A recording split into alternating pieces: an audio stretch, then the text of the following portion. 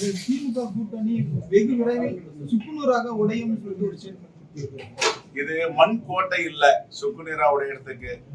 இது எஃகு கோட்டை, யாராலும் தகர்க்க முடியாது. உறுதியான கூட்டணி.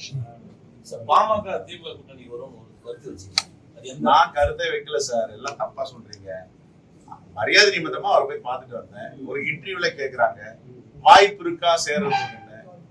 எங்க தலைவர் ராகுல் காந்தியுடைய பாலிசி எஸ்சி எஸ்டி ஓபிசி மைனாரிட்டியை ஒருங்கிணைக்கணும், யூனிட்டியை கொண்டு வரணும்ன்றத அவர் விரும்புறாரு. நீங்க விரும்புறீங்களா? நாங்க விரும்புறோம். அவருடைய வழிகாட்டுதல் தான் கட்சியை நடத்தணும்னு சொல்லியிருக்கோம். அதை முடிவு பண்றது எங்க இந்தியா கூட்டணிய தமிழ்நாட்டின் தலைவர் முதலமைச்சர் அண்ணன் தளபதி அவர்களும் எங்க அகில இந்திய தலைமை முடியும். தமிழ்நாட்டில் இப்போ மன்னராட்சி நடைபெறுதா எடப்பாடி சொல்லிட்டு. மன்னராட்சி எல்லாம் ஒழிச்சு எப்போ பல காலங்கள் ஆகி போச்சு. இப்பொழுது முடியாட்சி போய் குடியாட்சி நடக்குது. அவர் இன்னும் அதுல இருந்து மீண்டு வரல. அவரை தன்னை ஒரு மன்னரா நினைச்சிட்டு அமித்ஷாவை பேரரசராகவும் இவரை மன்னராகவும் நினைச்சிட்டு இருக்காங்க. ஆகையால தமிழ்நாட்டுல என்ன இவர்கள் உண்மைக்கு புறமான செய்திகளை பரப்புரை செய்தாலும் எடுபடாது. தமிழ்நாட்டு நலனுக்கு எதிராக இருக்கின்ற பாஜகவோடு சேர்ந்ததால் மக்கள் அதிமுகவையும் நிராகரித்திருக்கிறார்கள்.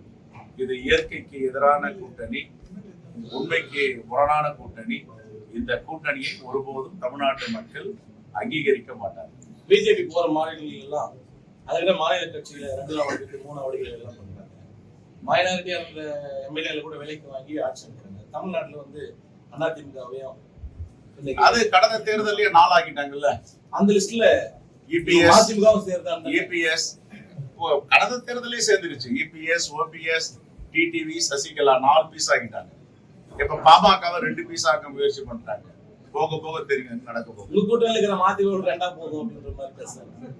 அது அன்புமணி ராமதாஸ் பிரச்சனையும் அவங்கதான் காரணம். பிஜேபி தான்.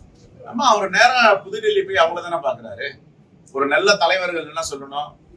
தந்தை சொல்லிக்க மந்திரம் இல்லை, உங்க அப்பா என்ன சொல்றாரு போய் கேளுங்கன்னு சொல்லணும். இப்ப நாங்க என்ன சொல்லுவோம்? தந்தைக்கும் தமிழனுக்கும் பிரச்சனை வந்தா பெரியவரை போய் கேளுங்கன்னு சொல்லுவோம். உடனே அதை ஒடிச்சு 2ஆக்கி மகிழ்ச்சி அடைகிறது தான் பாஜக அரசு சொல்லி சித்தாந்தம். சார் இப்போ 2026 திமுக நாங்க வருவோம் அப்படின்றோம். கண்டினியூவா 32 நாங்க வருவோம் சொல்லி திமுக சொல்லுது. அதே நேரத்துல எடப்பாடியார் நாங்க வருவோம் தனித்து வருவோம்னு சொல்லியிருக்காரு. இப்போ அமித்ஷா ஏடிஎம்கே அலைன்ஸ்ல நாங்களும் வருவோம் அப்படின்ற மாதிரி சொல்லியிருக்காரு. உங்களுடைய பார்வை நேத்திக்கு இப்போ எப்படி முன்னுக்கு முரணான கூட்டணின்னா, இவர் கூட்டணி ஆட்சி இல்லை, தனி பெரும்பான்மை ஆட்சி அதிமுக தலைமையில் என்னுடைய தலைமையில் சொல்றாரு எடப்பாடி. அவரு தொடர்ந்து சொல்லிட்டு வர்றாரு கூட்டணி ஆட்சி கூட்டணி ஆட்சி அப்படின்றாரு. நேத்திக்கும் சொல்லி இருக்காரு அமித்ஷா கூட்டணி ஆட்சி அப்படின்ட்டு தொடர்ந்து சொல்றாரு. ஆனா இதுக்கு மறுப்பு தெரிவிக்க மாட்டாரு. கூட்டணி ஆட்சின்னா நாங்க பாஜகவோட சேர மாட்டோம் சொல்லணுமா சொல்லக்கூடாதா?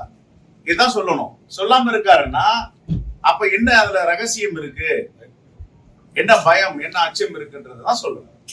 அதான் சொல்ற உண்மைக்கு புறமான. அதிமுக நிர்வாகிகளே அதிமுக கூட்டணிக்கு வாக்களிக்க மாட்டாங்க. அவங்களுடைய சுப்ரீமோ லீடர் அம்மையார் ஜெயலலிதா அவர்களை பற்றி தண்டனை பெற்றவர், அபராதம் கட்டியவர், சிறைக்கு சென்றவர் சொன்னது யாரு? பாஜக தலைவர். அவர்கள் ஒரு வாரத்தை கூட கண்டிக்காம போயிட்டு கூட்டணி வச்சுட்டாரு. இது வரைக்கும் ஒரு வருத்தமும் தெரிவிக்கல, மன்னிப்பும் கேட்கல. அதற்கு பிறகு அவங்களுடைய அமைச்சரவை சகாக்கள் எல்லாம் முன்னாடி இருந்தவங்க எல்லாம் இன்றும் இல்லை என்றும் இல்லை எப்பொழுதும் இல்லைன்னாங்க. இப்ப எப்படி கூட்டணி வந்துச்சு? என்ன மிரட்டல், என்ன பயம்? ஆகையால திராவிட முன்னேற்ற கழகத்தின் தலைமையில் இருக்க இந்தியா கூட்டணி மாபெரும் 200 தொகுதிகள் மேல வெற்றி பெற போகுது. அதுல மாற்று கருத்தை கிடையாது. காங்கிரஸ் ஏதாவது கூட்டணி ஆட்சியில பங்கு கேட்க வாய்ப்பு இருக்கு? அதை எங்க அகில இந்திய தலைமை தான் முடிவு பண்ணும். காமராஜர் ஆட்சி அமைக்கிறதுக்கு அது எங்களுடைய உயிர் மூச்சு கொள்கை, அதுக்கு லட்சியம், அதற்கு வேண்டிய செயல் திட்டத்தை நாங்கள் இருக்கிறோம். கூட்டணியில தலைமை முடிவெடுக்கும். மாநிலத்துல உங்களுடைய நிலைமை சார்? எங்களுடைய கருத்தை சொல்லுவோம். ஏன்னா பிஜேபியும் சைடு அதிமுகவும் சரி, இன்னைக்கு விஜயும் சரி, அந்த கூட்டணின்ற ஒரு நிலைப்பாடு எடுக்கிறாங்க. சமீபத்துக்கு முன்னாடி விசிகா திருமாவளவன் கூட பேசினாரு. சோ இதுல காங்கிரஸோட ஸ்டாண்ட் என்ன சார்? காங்கிரஸோடைய ஸ்டாண்ட் எங்க அகில இந்திய தலைமைனா முடிவு பண்ணதும் அந்த ஸ்டாண்டு தான் எங்க தமிழ்நாட்டு யூனிட். இது ஒரு தேசிய கட்சி. தேசிய கட்சியில் அகில இந்திய தலைமை தான் முடிவு செய்யும். அகில இந்திய தலைமை முடிவு செய்யறதுக்கு ஏற்றவாறு தான் நாங்க இங்க எங்களுடைய கருத்தை சொல்ல முடியும். இது பாலிசி மேட்டர். அவங்க விருப்பத்தை தெரிவிக்கிறாங்க. தனிப்பட்ட விருப்பத்தை தெரிவிக்கிறது அது வேற. இப்ப நாங்க கூட்டணியில இருக்கோம், இரண்டாவது பெரிய கட்சியா இருக்கோம். நாங்க சொல்லும் போது எங்க அகில இந்திய தலைமை சொல்றதுதான் சொல்ல முடியும்.